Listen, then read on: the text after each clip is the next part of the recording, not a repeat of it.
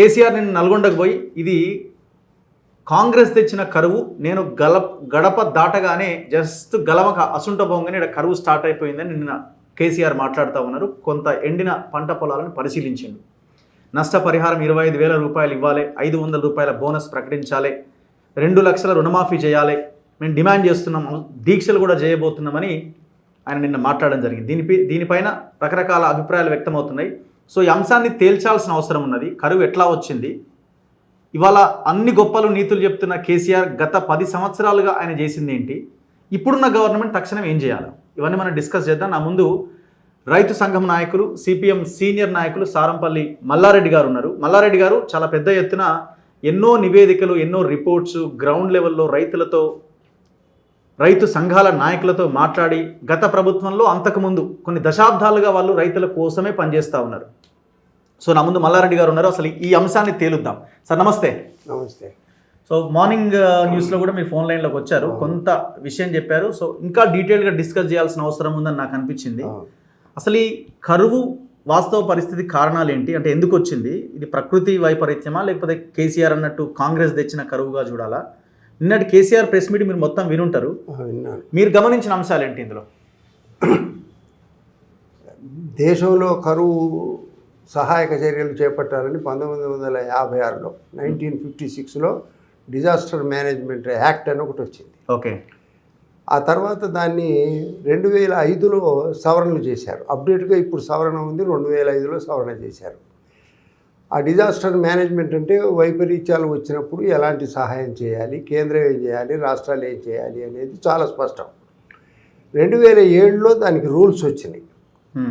2010లో జీవోలు విడుదల చేశారు. దాని ప్రకారం ఏంటంటే ఎకరానికి 6,000 రూపాయలు పరిహారం చెల్లించాలి అని చెప్పని, తర్వాత 30% ఎక్కడైతే పంట తక్కువ పండుతుందో అక్కడల్లా ఏమిటంటే ఈ పరిహారాలు చెల్లించాలి, పోతే ఇన్పుట్ సబ్సిడీ ఇవ్వాలి అని చెప్పని వచ్చింది ఆర్డర్. దీని ప్రకారం కేంద్ర ప్రభుత్వం ఏం చేస్తుందంటే ప్రతి 5 సంవత్సరాలకు ఒకసారి ఫైనాన్స్ కమిషన్ అని వస్తుంది.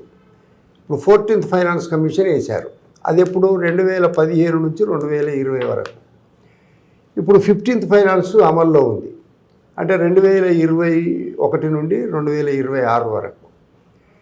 రేపు 16th ఫైనాన్స్ కమిషన్ కూడా ఇప్పుడు ఎస్టాబ్లిష్ చేశారు. వాళ్ళు గణాంకాలన్నీ రాష్ట్రాలలో తిరిగి సేకరిస్తూ ఉన్నారు, ఏ రాష్ట్రానికి ఎంత కేటాయించాలి. అంటే ఈ కమిషన్లు కేటాయించే నిధులు ప్రకృతి వైపరీత్యాలు వచ్చినా రాకున్నా వాళ్ళు రాష్ట్రాలకు చెల్లిస్తూ ఉంటారు. 14th ఫైనాన్స్ కమిషన్లో 5,000 కోట్లు సుమారుగా కేంద్ర ప్రభుత్వం చెల్లిస్తే దానికి 2,000 కోట్లు రాష్ట్ర ప్రభుత్వాలు మ్యాచింగ్ గ్రాంట్ పెట్టి కలపాలి. అది జరిగిపోయింది. ఇప్పుడు 15th ఫైనాన్స్ కమిషన్లో 1,22,000 కోట్లు కేటాయించారు. ఇందులో 30,000 కోట్లు రాష్ట్రాలు భరించాలి. కాబట్టి మన తెలంగాణ రాష్ట్రం విషయం చూస్తే ఇప్పుడు 2023-24 ఇప్పుడు నడుస్తుంది ఫైనాన్షియల్ ఇయర్. 690 కోట్లు కేటాయించారు. 690 కోట్లు అంటే 150 కోట్లు రాష్ట్రం, మిగతాయి కేంద్ర ప్రభుత్వం విడుదల చేస్తుంది. కాబట్టి ఈ డబ్బులకు అదనంగా ఏమిటంటే ఇంకా ఎక్కువ నష్టం కనుక జరిగితే కేంద్ర ప్రభుత్వానికి రాష్ట్రం ఒక ఇన్ఫర్మేషన్ పంపిస్తే, అంటే అప్పీల్ కనుక చేస్తే కేంద్రం నుంచి ఒక బృందం వస్తుంది, వచ్చి వాళ్ళు పర్యటన చేస్తారు. పర్యటన చేసి ఏమిటంటే నష్టాన్ని అంచనా కట్టి ఈ నష్టం రాష్ట్రం భరించలేదు, మనం కొంత భరించాలి అని చెప్పని కేంద్రానికి రికమెండేషన్ చేస్తారు. వాళ్ళు కేంద్రం కొంత సహాయం చేస్తుంది. దీనికి తోడు రాష్ట్ర ప్రభుత్వం కూడా తన బడ్జెట్లో కొంత కేటాయించాలి. ఇది అసలు డిజాస్టర్ మేనేజ్మెంట్ యొక్క విధానం. అయితే మన తెలంగాణ విషయానికి వచ్చినప్పుడు ఏమిటంటే టీఆర్ఎస్ ప్రభుత్వం 2014 జూన్ 2వ తారీఖున అధికారానికి వచ్చింది. అవును. 2015-16లో మనకు దాదాపు ఏంటంటే మీరు రాసుకున్న ఓకే 2015-16లో 231 మండలాల్లో కరువు ఏర్పడింది. ఐడెంటిఫికేషన్ అంటే కరువు ఏర్పడడం అంటే మనం ప్రకటించింది కాదు, కరువును ప్రకటించడానికి కొన్ని నియమ నిబంధనలు ఉన్నాయి. దాని ప్రకారం ప్రకటించారు. అప్పుడు వాళ్ళు ఏం చేశారంటే 2,500 కోట్లు నష్టం జరిగిందని చెప్పని అంచనా వేశారు. వేసి మన ఒత్తిడి వల్ల కేంద్రానికి వాళ్ళు లేఖ రాశారు. కేంద్రం నుంచి బృందం వచ్చింది, 3,506 కోట్లు వచ్చి వాళ్ళు ఏం చేశారు, మీరు చాలా తక్కువ చెప్పారు, 2,500 కాదు, యాక్చువల్గా 3,506 కోట్లు నష్టం జరిగిందని చెప్పారు. అప్పుడు ఆ అమౌంట్ని రివైజ్డ్ చేసి చెప్పారు, కేంద్రం మనకు ఇవ్వాల్సినటువంటి 274 కోట్లు కాకుండా అదనంగా 791 కోట్లు ఇచ్చింది. ఓకే, ఈ డబ్బులు రైతులకే కాకుండా జనరల్గా కరువు వచ్చినప్పుడు ఏంటంటే మంచినీళ్లకు, గ్రామ పంచాయతీలకు, మున్సిపాలిటీలకు, ఈ తర్వాత రైతులకు, వ్యవసాయ కార్మిక కూలీలకు, టోటల్ డిజాస్టర్ ప్రతి రంగానికి కేటాయిస్తారు. కానీ ఎక్కువ ఫస్ట్ ప్రియారిటీ ఏంటంటే రైతులకు ఇవ్వాలి. అది ఒకటి తప్ప 2015-16లో వచ్చినటువంటి 791 కోట్లు తప్ప, కేంద్రానికి లేఖ రాయడం తప్ప, ఇక మన రాష్ట్ర ప్రభుత్వం ఎన్నడూ కరువులు వచ్చినా, వరదలు వచ్చినా, నష్టం జరిగినా ఎన్నడూ కూడా లేఖ రాయలే. ఏమిటి, మాది మిగులు రాష్ట్రం, నేను రాయను. మేము హరీష్ రావుని అడిగాం, కేటీఆర్ని అడిగాం, నిరంజన్ రెడ్డిని అడిగాం, వ్యవసాయ శాఖ మంత్రిని, వాళ్ళు రిజెక్ట్ చేశారు. మీరు కలిసి రిప్రజెంటేషన్ చేసాం, లేఖలు రాసాం, స్వయంగా వెళ్ళి రైతు సంఘాలుగా మొత్తం జిల్లాలలో ఉన్నటువంటి రైతు సంఘాలన్నింటికి తీసుకెళ్ళి చేశాం. కానీ జరిగిన నష్టం ఏమిటి, 2016-17లో 313 మండలాలకు కరువు వచ్చింది. 16-17 2017-18లో 232 మండలాలు, 2018-19లో 280 మండలాలు, 2019-20లో 383 మండలాలు కరువుకు గురైనవి. మొత్తం నష్టం జరిగింది ఎంత అంటే ఈ 5 సంవత్సరాలలో 14,312 కోట్ల నష్టం జరిగింది. 14,312. లెక్కలు మీరు ఎట్లా తయారు చేసినారు సార్? ఇవి మేము తయారు చేయడం కాదు. ఇప్పుడు రెవెన్యూ డిపార్ట్మెంట్లో ఒక IAS ఆఫీసర్ ఉంటాడు, ప్రత్యేకించి డిజాస్టర్ మేనేజ్మెంట్ చూడడానికి. వాళ్ళు తయారు చేస్తారు, అఫీషియల్ రికార్డ్ వాళ్ళు తయారు చేస్తారు ఎంత నష్టం జరిగిందని. వాళ్ళు ఆ నష్టాన్ని వేసినటువంటి అంచనాను మేము సేకరిస్తాం. న్యాయంగా వీళ్ళు చెప్పినటువంటి అంచనాకు ఎక్కువనే అదనంగానే జరుగుతుంది, తక్కువ ఉండదు. అయితే అప్పుడు మనకి నేను చెప్పిన finance commission, 14th finance commission వాళ్ళు మనకి ఏంటంటే 2,300 కోట్లు ఇచ్చారు. ఓకే, ఇది కేంద్రమే కదా సార్? ఇది కేంద్రమే. 2,306 కోట్లు కేంద్రమే ఇచ్చింది. మనకు యాక్చువల్గా జరిగిన నష్టం 14,312 కోట్లు, ఎకరాలు 12 కోట్లు నష్టం జరిగింది. ఆ తర్వాత 2019-20 తర్వాత కన్నా ఒక సంవత్సరం ముందు 2018-19లోనే వరదలు స్టార్ట్ అయినాయి. వరదలు వచ్చి ఏంటంటే 2018-19లో 8.94 అంటే 9 లక్షల ఎకరాల్లో పంటలు దెబ్బతిన్నాయి. 9 లక్షల ఎకరాల్లో. ఇక అప్పటి నుంచి మనకు వరదలు స్టార్ట్ అయినాయి 18-19 నుండి. మొత్తం 10,654 మంది రైతులు నష్టపోయారు, ఒకడు చనిపోయాడు. ఆ సంవత్సరం జరిగిన నష్టం 2,100 కోట్లు. ₹1 పరిహారం ఇవ్వలే, అసలు దాని గురించే పట్టించుకోలేదు, కేంద్రానికి ప్రకటనలు చేయలేదు, ఏమీ చేయలేదు. దాని తర్వాత 2019-20లో 50,000 ఎకరాల్లో పంటలు దెబ్బతిన్నాయి. 2020-21లో 12,33,000 ఎకరాల పంట దెబ్బతిన్నది. 12,33,000 ఎకరాల పంట దెబ్బతిన్నది. అప్పుడు 4,500 కోట్లు నష్టం జరిగింది. అప్పుడు ఫైనాన్స్ కమిషన్ ఇచ్చింది ఎంత అంటే ఆ సంవత్సరం 599 కోట్లు.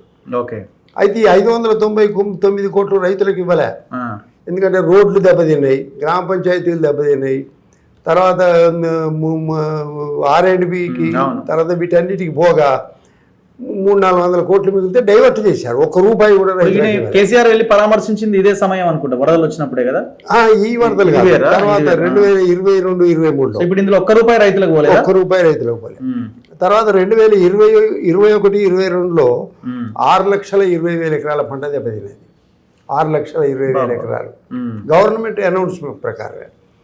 తర్వాత 22-23లో 2 సార్లు వచ్చింది, ఒకసారి 11 లక్షలు, ఒకసారి 5 లక్షలు, 16 లక్షల ఎకరాల్లో పంటలు దెబ్బతిన్నాయి. అది ముఖ్యంగా ఏమిటంటే మన తెలంగాణలో ఈ వడగండ్ల వర్షాలు ఎక్కువ పడుతుంటాయి. ఓకే. క్యూములో నింబస్ మేఘాలని ఉంటాయి. ఇక్కడ గుట్టలు గిట్టలు దక్కన్ పీఠభూమి కాబట్టి తక్కువ ఎత్తు నుంచి మేఘాలు పోయి ఆ గుట్టలకు తగలడం వల్ల అప్పటికప్పుడు వర్షిస్తాయి. అది ఆ మేఘం పూర్తిగా కరగక ముందే పడడం చేత రాళ్ళు పడుతూ ఉంటాయి. కాబట్టి ఈ క్యూములో నింబస్ మేఘాలు అనేది ఎక్కువ మనకు ఈ వరంగల్, మెదక్, కరీంనగర్ ఈ జిల్లాలలో పెద్ద నష్టం జరుగుతూ ఉంటుంది. ఆదిలాబాదు ఈ జిల్లాలలో అసలు నిజంగా రాళ్ళ వర్షం పడ్డదంటే ఏమీ మిగలదు, అంతా పోతుంది. అలాగే 2022-23లో 16 లక్షలు అయితే 2023-24లో మొదలు 12 లక్షలు, తర్వాత 5 లక్షలు, 17 లక్షల ఎకరాల్లో పంటలు దెబ్బతిన్నాయి.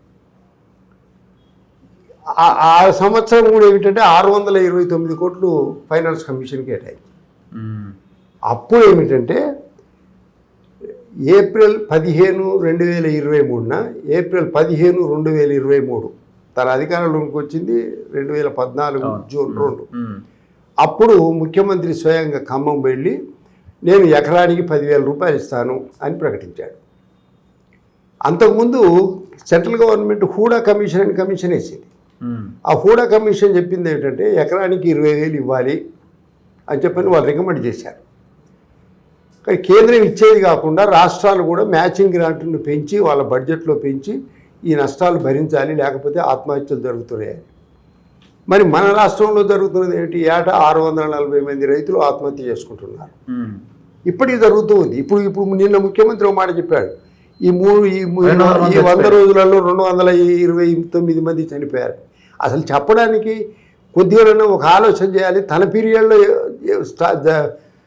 ఎంతమంది చనిపోయారనే మాట చెప్పలే. ఈ 100 రోజుల్లోనే 229 మంది చనిపోయారంటే ఇప్పుడే ఆత్మహత్యలు స్టార్ట్ అయినాయా? అసలు తెలంగాణలో ఆత్మహత్యలు స్టార్ట్ అయింది 1997 డిసెంబర్ 31న. ఇక్కడ గీసుకొండ మండలంలో నాగరి కిషన్ రావు అనే అతని ఆత్మహత్యతో స్టార్ట్ అయింది 1997లో. ఆ తర్వాత నుంచి ఇంతవరకు ఆత్మహత్యలు నిలుపుదల లేదు.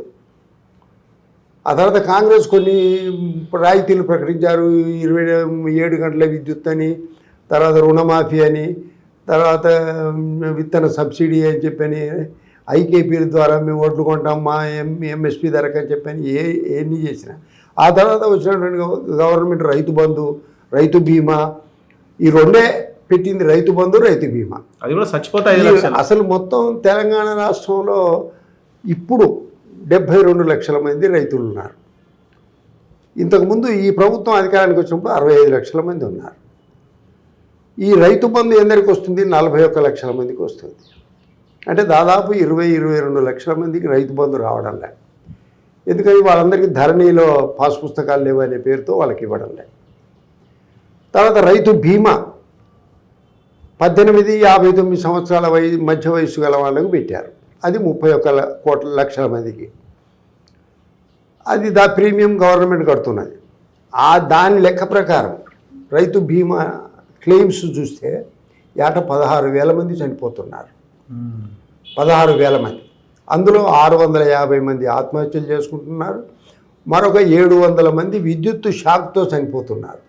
ఎందుకంటే రెగ్యులేటరీ కమిషన్ ముందు నేను హాజరవుతుంటా బహిరంగ విచారణలో. అక్కడ వాళ్ళు ఇచ్చేటటువంటి లెక్కలు, తర్వాత మనం చెప్పేది కూడా వాళ్ళు యాక్సెప్ట్ చేశారు. అది ఒక 700, ఈ ఒక 640, 1,340 మంది ఆ విధంగా ఏదంటే బలవంతంగా ప్రాణాలు కోల్పోతున్నారు. మిగతా వాళ్ళందరూ అనారోగ్యం, ఇతర కారణాల చేత చనిపోతున్నారు. అంటే ఏటా 16,000 మంది చనిపోతున్నారు. వాళ్ళు క్లెయిమ్లు అవుతూ ఉన్నాయి. కానీ ఈ డిజాస్టర్ అంటే ఈ వరదల వల్ల, కరువుల వల్ల ఇప్పుడు ఆయన 500 కోట్ల లెక్క చెప్తున్నా ఎక్కడ సార్? అది 480 కోట్లు ఇచ్చిన ప్రపంచంలో ఎవరు ఇవ్వలేదు, నేనే ఇచ్చిన అంటుండు కదా. అది నిజానికి మన పక్క రాష్ట్రం కర్ణాటకకు వెళ్తే వాళ్ళు ప్రతి ఏటా 1,450 కోట్లు ఇస్తున్నారు. ఒరిస్సాలో కాలియా అనే పేరుతో అక్కడ ఉన్నటువంటి పట్నాయక్ అతను ఎకరానికి 12,500 రూపాయలు ఇస్తున్నాడు, మనకన్నా ఎప్పుడో 7-8 సంవత్సరాల నుంచి. ఇంకోటి కర్ణాటకలో వాళ్ళు బోనస్ ఇస్తూ ఉన్నారు, 500 రూపాయలు బోనస్ ఇస్తూ. బోనస్ ఒక ఎకరానికి 20 క్వింటాల ఓట్లు పండుతాయి. 20 × 500 10,000. అందుకోసం ఏంటంటే ఛత్తీస్గఢ్లో ఛత్తీస్గఢ్లో ఉంది, తర్వాత వెస్ట్ బెంగాల్లో ఉంది, తర్వాత తమిళనాడులో ఉంది 140 రూపాయలు. ఇప్పుడు కేరళలో 780 రూపాయలు ఇస్తున్నారు బోనస్, 780 కేరళలో. అందువల్ల ఏమిటంటే ఈ విధంగా వాళ్ళ రైతులను కాపాడుకుంటున్నారు, ఆత్మహత్యలను నివారించారు. కానీ ఇక్కడ మాత్రం ఏంటంటే ఆ ప్రయత్నం జరగలేదు. పోనీ అవన్నీ వదిలిపెట్టండి. ఇప్పుడు నిన్న మాజీ ముఖ్యమంత్రి మాట్లాడిన మాటలే పరిశీలన చేసిన హరీష్ రావు మాటలు కనుక వింటే అపహాస్యం కలుగుతుంది. అపహాస్యం చేసినట్టు మాట్లాడారు. అతను నల్లగొండ మంత్రి, వీళ్ళు జగదీష్ రెడ్డి విద్యుత్ శాఖ మంత్రి, వీళ్ళంతా మాట్లాడింది ఏమిటంటే తమ కాలంలో 9.5 సంవత్సరాల కాలంలో మొత్తం రాష్ట్రంలో 37,000 కోట్ల నష్టం జరిగింది రైతులకు. కరువుల వల్ల, వరదల వల్ల 37,000 కోట్ల నష్టం జరిగింది. దీని మీద 14వ కమిషను, 15వ ఫైనాన్స్ కమిషన్లు రెండు కూడా మనకు 4,000 కోట్లు ఇచ్చినాయి. అంటే కేంద్రం ఇచ్చింది. ఆ 4,000 కోట్లు కూడా రైతులకు పంచలే. అంటే ఎంత పంచారు సార్? ఓన్లీ పంచింది ఎంత అంటే 1,100-1,500 కోట్లు పంచారు. మిగతా ఎంత డైవర్ట్ చేసి, మిగతా అంతా డైవర్ట్. అంటే గ్రామ పంచాయతీలకు, మున్సిపాలిటీ పేరుతో రకరకాల స్కీములకు, రైతు బంధు, దళిత బంధు, రకరకాల స్కీముల పేర్లతో మార్చేశారు. అందువల్ల అలాంటి గవర్నమెంట్ ఈరోజు చెప్తున్నది ఏమిటంటే మీరు వెంటనే సెన్సస్ ఎన్యూమరేషన్ చేసి గణాంకాలు సేకరించి మీరు 25,000 ఇవ్వాలి అని. అసలు 25 అసలు ఇంతకుముందు నష్టాలు జరిగినప్పుడు స్వయంగా మేము మంత్రులతో మాట్లాడితే మా గవర్నమెంట్లో అలాంటిది ఏమీ లేదు. నేను అడుగుతున్నా ఛాలెంజ్ చేసి 2015-16 మినహా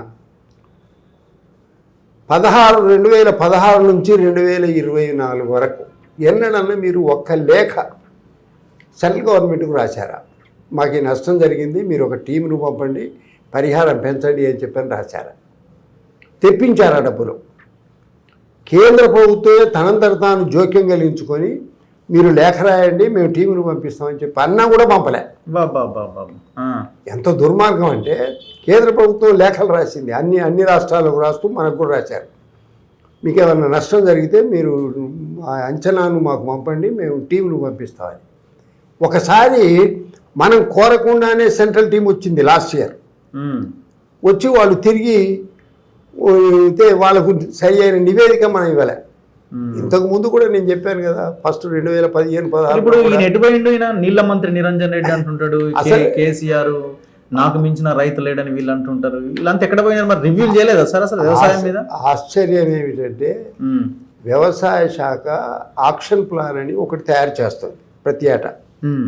ఒక 3-4 సంవత్సరాల నుంచి ఆక్షన్ ప్లాన్ లేదు, తీసి పారేశారు ఈ నిరంజన్ రెడ్డి. అసలు ఆక్షన్ ప్లాన్ అంటే ఏమిటి?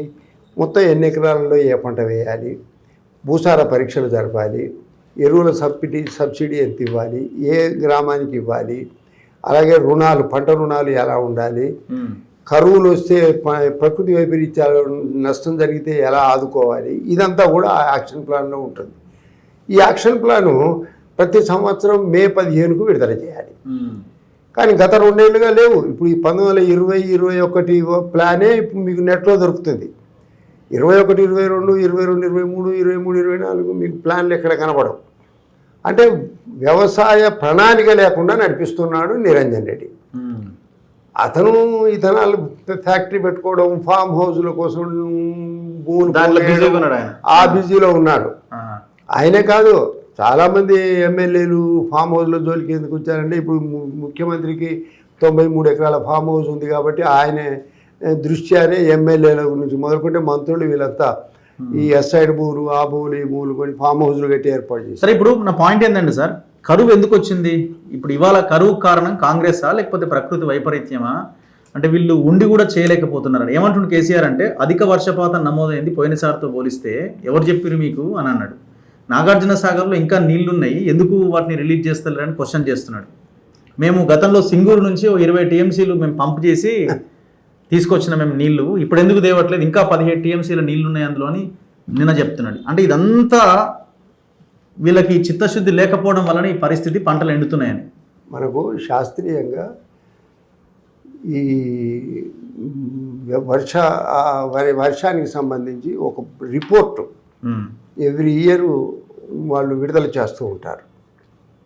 ఈ సంవత్సరం అంటే వర్షాకాలం ఎప్పటి నుంచి 1 జూన్ నుంచి స్టార్ట్ అవుతుంది. 1 జూన్ 2023 నుంచి మళ్ళీ మనకు మే 31, 2024 వరకు ఒక సంవత్సరం, ఒక వర్షాకాల సంవత్సరం అంటాం. ఇందులో వర్షాకాలం, యాసంగి 2 ఉంటాయి. వర్షాకాలం ఏమిటంటే 1 నుంచి అంటే 1 జూన్ నుంచి 30 సెప్టెంబర్ వరకు వర్షాకాలం. అక్టోబర్ నుంచి ఫిబ్రవరి వరకు యాసంగి. ఓకే. మనకు వర్షం పడాల్సింది ఎంత అంటే 1022 మిల్లీమీటర్ల వర్షం పడాలి.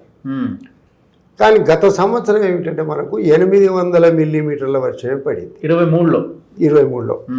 మొన్నటి వానాకాలం పడింది.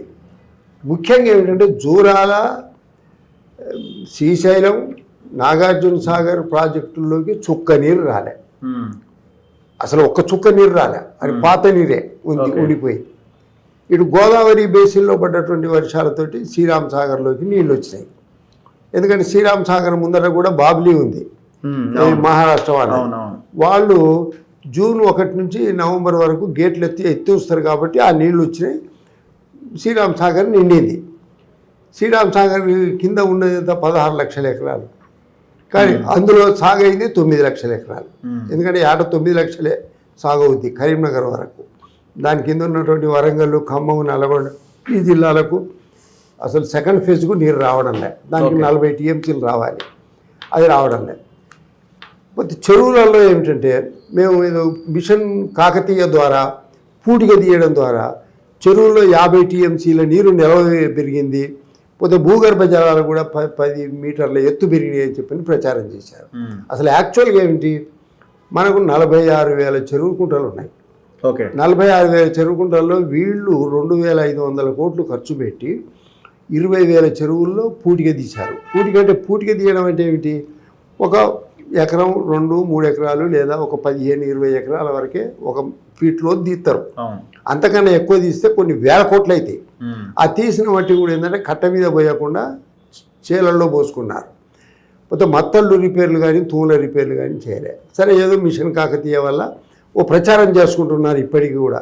కానీ అందులో 46,000 చెరువులకు 21,000 చెరువులు వాళ్ళు టచ్ చేశారు. ఇంకా 24,000 చెరువులు అసలు ముట్టుకోలే. ఓకే. ఇది మిషన్ కాకతీయకు సంబంధించి. అందువల్ల ఏంటంటే ఇప్పుడు మధ్యతరా ప్రాజెక్టులు ఉన్నాయి. ఐడిసి ఒక 5,40,000 ఎకరాల లిఫ్ట్ పథకాలు నడుపుతూ ఉంది. ఐడిసి కింద 225 లిఫ్ట్ పథకాలు ఉన్నాయి, ఇరిగేషన్ డెవలప్మెంట్ కార్పొరేషన్. ఆ పథకాలు మొత్తం క్లోజ్, మొత్తం పనిచేయడం లేదు. అది ఇరిగేషన్ డిపార్ట్మెంటే క్లోజ్ చేశారు. ఇక మిగిలింది మధ్యతరా ప్రాజెక్టులు కూడా ఏమిటి, మనకు దాదాపు 24 ఉన్నాయి.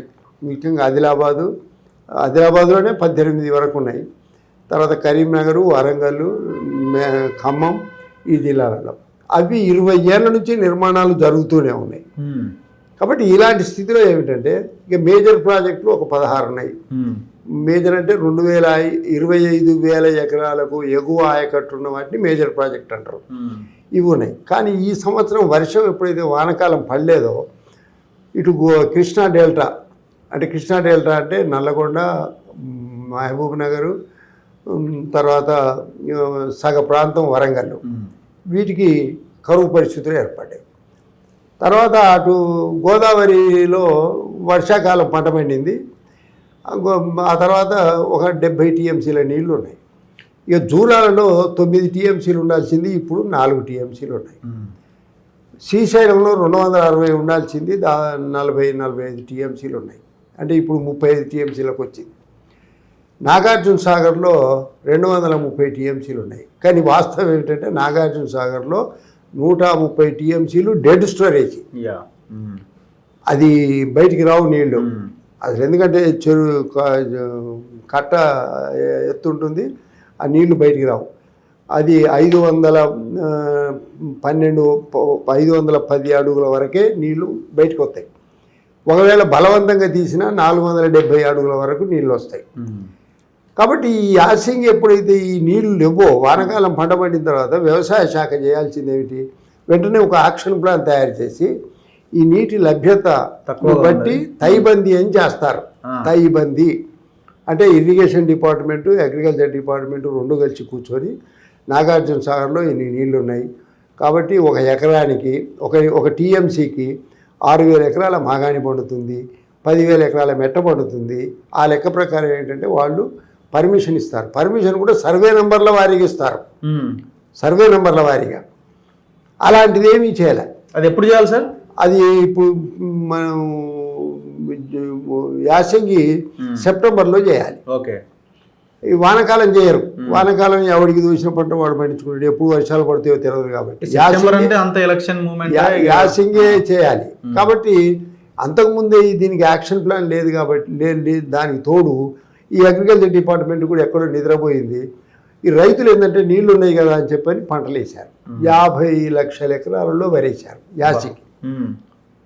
నిజానికి 50 లక్షలు కాదు, అసలు ఓ 20 లక్షల ఎకరాల్లో వరి వేసి మిగతా భూమిలో మొక్కజొన్న, వేరుశనగ, కందులు, నువ్వులు, ఈ పప్పుశనగ ఇలాంటి పంటలు వేసుకుంటే రైతులకు 6 తొలల కింద ఈ నీళ్లు సరిపోయాయి.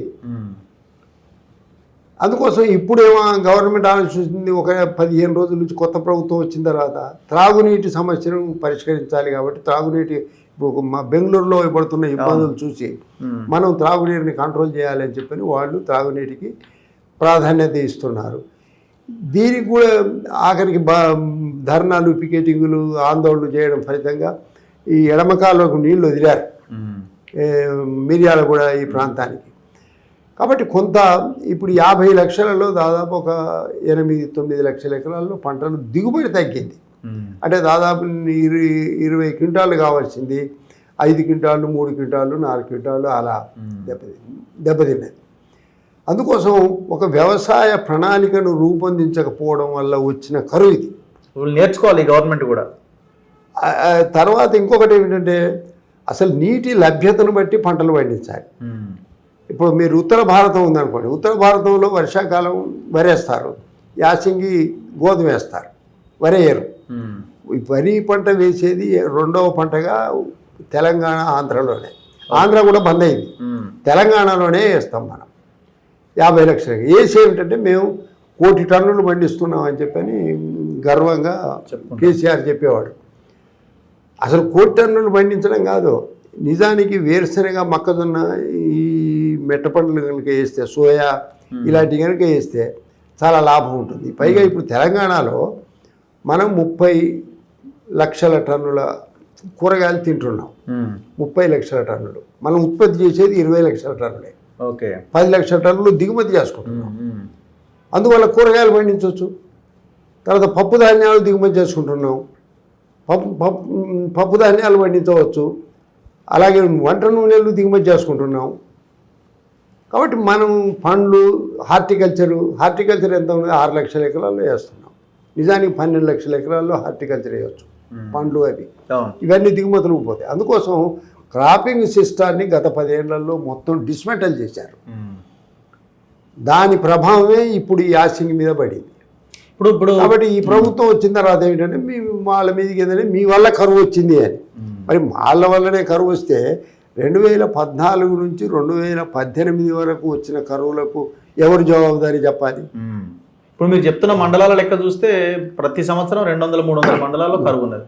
పోతే ఇంకోటి పర్యావరణ శాఖ చాలా స్పష్టంగా తెలిసిందని 212 మండలాలు తెలంగాణలో శాశ్వత కరువు మండలాలని ప్రకటించింది. వాటి శాశ్వత కరువు మండలాలకు ఈ నీటి సౌకర్యం కల్పించాలి. నీటి సౌకర్యం అంటే ఏమిటి? వరి పెట్టడమే నీటి సౌకర్యం కల్పించడం కాదు, 6 తడి పంటలకు అవకాశం కల్పించాలి. ఏదో ఒక పంట వానాకాలం గ్యారంటీ, అంతే తప్ప. నా పాయింట్ ఏంటంటే ఇప్పుడు నిన్న కేసీఆర్ చెప్తున్నది మొత్తం ఇంతకుముందు బోర్లన్నీ మూతపడి ఉండేనట, ఇప్పుడు అన్నీ ఓపెన్ చేసి హోర్లు వినిపిస్తున్నాయి. వైండింగ్ మిషన్, మోటార్లు తయారు చేసే దుకాణాలన్నీ మళ్ళీ డోర్లు దులిపి మళ్ళీ స్టార్ట్ చేశారట. గత 10 సంవత్సరాలు అసలు ఎక్కడ పనే లేకుండానట. దివాళా తీసిన దుకాణాన్ని మళ్ళీ పైకి లేస్తున్నాయి 3 నెలల నుంచి అని. ఒకటి, ఈ ప్రభుత్వం వచ్చినప్పుడు మనకు 19 లక్షల పంప్ సెట్లు మన ఖాతాకు వచ్చినాయి రాష్ట్రం విడిపోయినప్పుడు 2014లో. ఇప్పుడు 27 లక్షల పంప్ సెట్లు ఉన్నాయి. అంటే 8 లక్షల పంప్ సెట్లు ఈ 10 ఏళ్లలో బోర్లు వేసాం. పెరిగినాయి. మరి వాళ్ళకి ఆ పీరియడ్లోనే పెరిగినాయి. అందుకోసం ఎందుకు ఉచిత విద్యుత్తు అన్నాం కదా, అప్పుడే ఉచిత విద్యుత్తు రాజశేఖర రెడ్డి అప్పుడు. తర్వాత ఉచిత విద్యుత్తు అన్న తర్వాత ఏంటంటే ఎవరు పడితే వాళ్ళే బోర్లు వేయడం, పంపు సెట్లు పెట్టడం. ఇప్పుడు 27 లక్షల బోర్లు ఉన్నాయి. ఈ 27 లక్షల బోర్లు అంటే మనం యావరేజ్గా 2 ఎకరాలు వేసుకున్నా 54 లక్షల ఎకరాలు పండాలి. కానీ 54 కాదు, దాని కింద అంతా 27 లక్షల ఎకరాలే పండుతుంది. ఎందుకంటే ఈ బోర్లు ఎక్కువ కావడం చేత బోర్లకు ఒక చట్టం ఉంది, వాల్టా చట్టం అని. వాల్టా చట్టం ప్రకారం ఏంటంటే ఒక బావికి రెండో బావికి మధ్యలో 200 మీటర్ల దూరం ఉండాలి. ఈ నిబంధనలు ఖాతరు చేసి బోర్లు వేశారు. అసలు ఈ నిబంధన వల్ల ఏమిటంటే పక్కనే వేస్తే ఆ బోర్ నీళ్ళు దీనికి వస్తే ఈ బోర్ నీళ్ళు దానికి పోతాయి, భూగర్భ జలాలు. అందువల్ల ఏంటంటే ఈ బోర్లు ఇప్పుడు కొత్తగా వేయడం కాదు, ఇప్పుడు ఈ 100 రోజులలో వేసిన బోర్లు కావు ఇవి. అంతకుముందు వేసిన బోర్లే ఇప్పుడు పంటలు. ఒకవేళ 10 ఎకరాలు ఉన్నవాడు పంట దెబ్బతింటుంది, నీళ్లు లేవు, ఏం చేయాలి అని చెప్పి బోర్ వేసుకోవచ్చు. అట్లాంటి వాళ్ళు ఒక 1000 బోర్ల వరకు వేయచ్చు రాష్ట్రంలో. 1000 బోర్లకు మించకుండా వేయలే. కానీ ఒక 4 వేశారు, 5 వేశారు అనుకుంటే వీళ్ళ పీరియడ్లోనే నల్లగొండలో ఒక అతను వెంకటయ్య అని ఉన్నాడు. ఆయన ఇంటి పేరే బోర్ల వెంకటయ్య. 30 బోర్లు వేశాడు ఆ రోజుల్లో. మరి అప్పుడు ఎందుకు ఆపలేదు? పోతే ఇప్పటికీ నల్లగొండ విషయానికి చూస్తే మనకు నాగార్జున సాగర్ నుంచి నీళ్లు రావాలి, ఏఎంఆర్ ప్రాజెక్టుకు. ఏఎంఆర్ ప్రాజెక్టు నీళ్ళు రాలేదు. అందుకోసం నీటి లభ్యతను బట్టి చేయాల్సింది ఒకటి. ఇక ఇప్పుడు హైదరాబాద్ విషయం చూస్తే మనకు బచావత్ కేటాయించింది 4 టీఎంసీలు నాగార్జున సాగర్ నుంచి. ఆ తర్వాత ఒక 4 ప్రాజెక్టులు పెట్టారు. ఒక్కొక్క ప్రాజెక్టు 90 MGDలు, అంటే million gallon litres per day. 4 pipe లైన్లు వేశారు. 4 పైప్ లైన్లు వేసి ఒక 16 టీఎంసీలు తెస్తున్నారు. అవి పోను ఇక్కడ ఎల్లంపల్లి నుంచి ఒక 3 టీఎంసీలు వస్తూ ఉన్నాయి. ఇవి పోను సంగారెడ్డి దగ్గర ఉన్నటువంటి మన సింగూరు ప్రాజెక్ట్ నుంచి ఒక 7 టీఎంసీలు వస్తూ ఉన్నాయి. అందువల్ల ఏంటంటే దీనికి ప్రాధాన్యత ఇచ్చారే తప్ప సాగునీటి గురించినటువంటి ప్రాధాన్యత ఏమీ లేదు. ఇప్పుడు అదనంగా వీళ్ళ లెక్కలో వీళ్ళు ఖర్చు పెట్టింది ఎంత, 1,70,000 కోట్లు ఖర్చు పెట్టారు మొత్తం ఇరిగేషన్ మీద ఈ 10 ఏళ్లలో. 1,70,000 కోట్లు. వాళ్ళ లెక్క ప్రకారం వాళ్ళు ఇరిగేషన్ కల్పించింది 15,58,000 ఎకరాలు. 15,58,000 ఎకరాలు కల్పించారు. అందువల్ల ఏమిటంటే ఎదుటివాడి మీదకి తోయడం కాదు, ప్రకృతి వైపరీత్యాలు అనేవి ఇప్పుడు వాతావరణంలో వచ్చినటువంటి మార్పుల రీత్యా ఇప్పుడు 42 degrees వేడి ఉంది.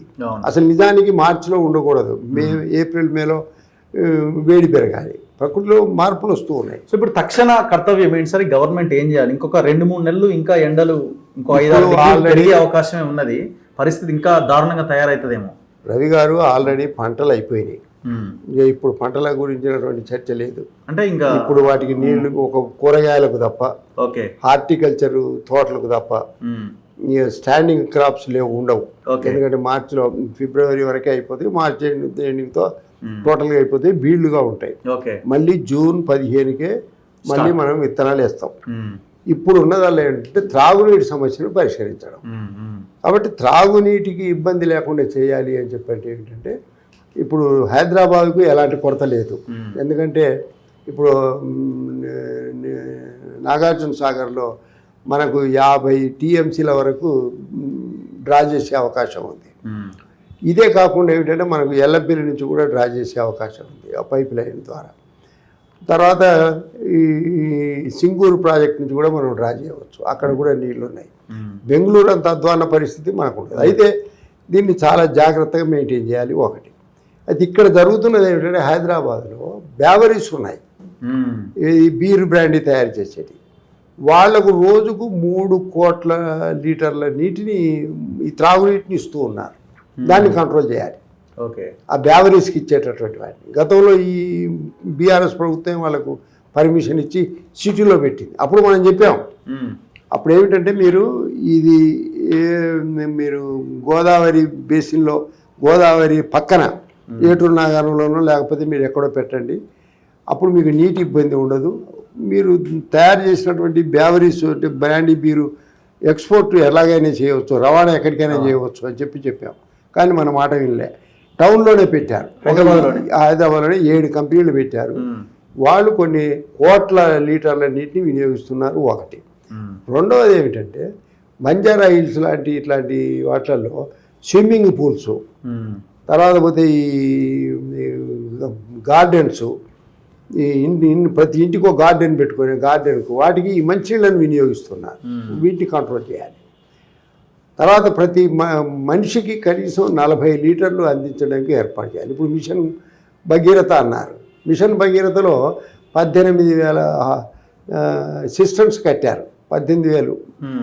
అంతకుముందు 18,000 ఉన్నాయి. మొత్తం ఇప్పుడు 36,000 ఓఎస్ఎస్ఆర్లు అంటే ఓవర్ హెడ్ ట్యాంక్స్ ఉన్నాయి. 36,000. అందులో 18,000 పాతయి, వీళ్ళు కొత్తగా నిర్మాణం చేసి 18,000. దీనికి 43,000 కోట్లు ఖర్చు పెట్టారు. అందువల్ల ఏమిటంటే నీటిని సక్రమంగా వినియోగించడానికి సీవరేజ్ బోర్డు ఉంది. ఆ సీవరేజ్ బోర్డు ఒక సిస్టమ్ ప్రకారం మెయింటైన్ చేయాలి. ఎందుకంటే ఇప్పుడు సాగునీటి సమస్య లేదుగా. సాగునీటి సమస్య ఏమిటంటే మళ్ళీ జూన్ 10 వస్తేనే సాగునీటి సమస్య. అప్పుడు జూన్ వర్షాలు పడితే సాగునీటి సమస్య పరిష్కారం. ఇప్పుడు అదనంగా దెబ్బతిన్నది ఏమీ లేదు. సో ఇప్పుడు ఈ రైతులను ఎట్లా ఆదుకోవాలి సార్? వీళ్ళకి ఎకరాకి ఎంత ఇవ్వాలి? వీళ్ళ ఒకటి గుండు గుత్తా కాకుండా 50% కనుక దిగుబడి దెబ్బతింటే 10,000 రూపాయలు ఇవ్వాలి. ఓకే. మోర్ దాన్ 50% కనుక దెబ్బతింటే 15,000 రూపాయలు ఇవ్వాలి. వాళ్ళు ఒక కమిషన్ వేశారు కేంద్ర ప్రభుత్వం. ఆ కమిషను ఏంటంటే 20,000 ఇవ్వాలని చెప్పింది. దీంతోపాటు ఏంటంటే ఈ కరువు వచ్చి పంటలు దెబ్బతిన్నటువంటి రిపోర్ట్ అంతా తయారు చేసి కేంద్రానికి ఒక నివేదిక పంపించి కేంద్రం నుంచి కూడా సహాయం తీసుకోవాలి. రాష్ట్ర ప్రభుత్వం కూడా కనీసం ఒక 600 కోట్ల నుంచి 1,000 కోట్ల వరకు తక్షణం బడ్జెట్ నుంచి రిలీజ్ చేయాలి. ఇప్పుడు ఇది ఈ 15th ఫైనాన్స్ కమిషన్ ఇచ్చినటువంటి 650 కోట్లు కూడా ఈ పంటల పరిహారం కింద చెల్లించాలి. ఆ విధంగా కనుక చెల్లిస్తే రైతులు సంతృప్తిగా ఉంటారు. అందుకోసం గణాంకాలు సేకరించి అందరికీ ఒకటే యూనిఫార్మల్ కాకుండా పంట నష్టాన్ని బట్టి 30% పంట దెబ్బతింటే, 50% పంట దెబ్బతింటే, మొత్తం పంట దెబ్బతింటే దాన్ని బట్టి పరిహారం 20,000, 15,000, 10,000 వరకు మినిమంగా ఇవ్వాలి.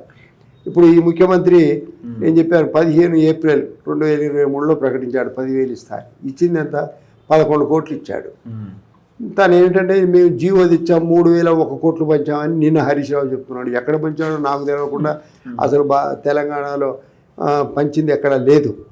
అందుకోసం ఈ అబద్ధాలు అవాస్తవాలు చెప్పడం అసలు ఏనాడు కరువు ప్రకృతి పట్టించుకొని వాళ్ళు ఈరోజు తిరుగుతున్నారంటే ఇది పొలిటికల్ ఇష్యూగా చేయాలనే తప్ప మరొకటి కాదు. అందులో 100 రోజుల వరకే వాళ్ళు భరించలేకపోతున్నారు. ఇప్పుడు ఫోన్ ట్యాపింగ్, మద్యం, కేసులు గీసులు ఇవన్నీ చుట్టుముట్టుకొస్తున్నాయి. అందరు వెళ్ళిపోతున్నారు, హౌస్ ఖాళీ అవుతుంది. దానికి ఏంటంటే ఇటు కరువుకు డైవర్ట్ చేసేటువంటి ప్రయత్నం జరుగుతుంది. Anyway thank you sir, thank you very much. So ఈ పవర్ ఇష్యూతో ఏమైనా ఇబ్బంది పడుతున్నారా సార్? ఈ లాస్ట్ క్వశ్చన్, కరెంట్ సమస్య ఎట్లా ఉన్నది అంటే ఇది గ్రౌండ్ లో చాలా దారుణంగా ఉంది అంటున్నారు. ఒకటి ఏమిటంటే గ్రామీణ ప్రాంతాలలో 15-16 గంటలు వస్తున్నది. అక్కడ ఏమంత ఇబ్బంది లేదు. తర్వాత ఇక్కడ పట్టణాలలో కూడా అంత పెద్ద ఇబ్బంది. బోర్లని కాలిపోతున్నాయట కదా, లక్షల బోర్లు కాలినాయి అంటుండు. అసలు ఆ మాట అనడానికి నోరు రావాలి. ఎందుకంటే ఈ డిస్కాముల లోపం వల్ల ఏటా 8,000 ట్రాన్స్ఫార్మర్లు కాలిపోతున్నాయి డిస్కాముల లోపం వల్ల. అంటే మీరు ఇక్కడ మా ఇంటి పక్కనే మన ఈ ఆఫీస్ వెనకనే ఒక ట్రాన్స్ఫార్మర్ ఉంది. చూస్తే చెత్త చెదారం అంతా ఉంది. ఒక ట్రాన్స్ఫార్మర్ ఎలా ఉండాలంటే ఏబీ స్విచ్లు ఉండాలి, ఎర్తింగ్ ఉండాలి, ఆ ట్రాన్స్ఫార్మర్లో ఆయిల్ ఉండాలి, తర్వాత ఆ ట్రాన్స్ఫార్మర్ చుట్టూ ఏ ఇబ్బంది లేకుండా ఉండాలి, తర్వాత కండక్టర్ అంటే వైర్లు ఊగులాడకుండా గట్టిగా స్టింగింగ్ చేసి ఉండాలి. ఈ లోపాల వల్ల కాలిపోతున్నాయి తప్ప ఈ లో వోల్టేజ్ ఓవర్ వోల్టేజ్ వల్ల కాలిపోవడం అనేది జరగడం లేదు. అందులో ఇంకోటి ఏమిటంటే ఇప్పుడు మన కన్జంప్షన్ పెరిగింది. 13,000 మెగావాట్ల నుంచి ఇప్పుడు 16,000 మెగావాట్లకు పెరిగింది. పెరిగినా మెయింటైన్ చేస్తూ ఉన్నారు. దాన్ని ఇప్పుడే ఏదో కొరత వచ్చింది అని చెప్పనేది ఎక్కడ మనం చెప్పలేము. Right sir, thank you very much. ఇది కేసీఆర్ నిన్నటి సినిమా షూటింగ్ పైన ఒక చిన్న డిస్కషన్. మల్లారెడ్డి గారు విత్ గణాంకాలతో స్టాటిస్టిక్స్తో సహా ఆయన కేసీఆర్ ఎంత ఖర్చు పెట్టాడు, కేంద్రం ఎంత ఇచ్చింది, ఆ నిధులను ఎట్లా డైవర్ట్ చేశాడు అన్నది చాలా డీటెయిల్గా ఎక్స్ప్లెయిన్ చేశారు. సో దీనికి అసలు కౌంటర్ ఇవ్వాలి కేసీఆర్. ఈ గణాంకాలను ముందు పెట్టుకొని నాకు తెలిసి ఖచ్చితంగా మీరు ఇంటర్వ్యూ చూస్తారన్న ఇది నాకున్నది. చూస్తారు ఖచ్చితంగా, మీకు ఇట్లాంటివి చాలా ఇంట్రెస్ట్. సో దీని మీద కౌంటర్ ఇచ్చే ప్రయత్నం చేయండి. ఈ వాస్తవాలను మీరు పరిగణలోకి తీసుకొని మాట్లాడాల్సిన అవసరం ఉంది. అండ్ తక్షణం ఈ గవర్నమెంట్ కూడా మల్లారెడ్డి గారు చెప్పిన విధంగా పరిహారాన్ని చెల్లించాలి. సో గంపగుత్తగా గుండుగుత్తగా 10,000 రూపాయలని కాకుండా పంట నష్టపోయిన వారి యొక్క లెక్కల వివరాలను తీసి వాళ్ళకి పరిహారం అందజేయాల్సిన అవసరం ఉంది. చూస్తూనే ఉండండి మన తొలి వెలుగు.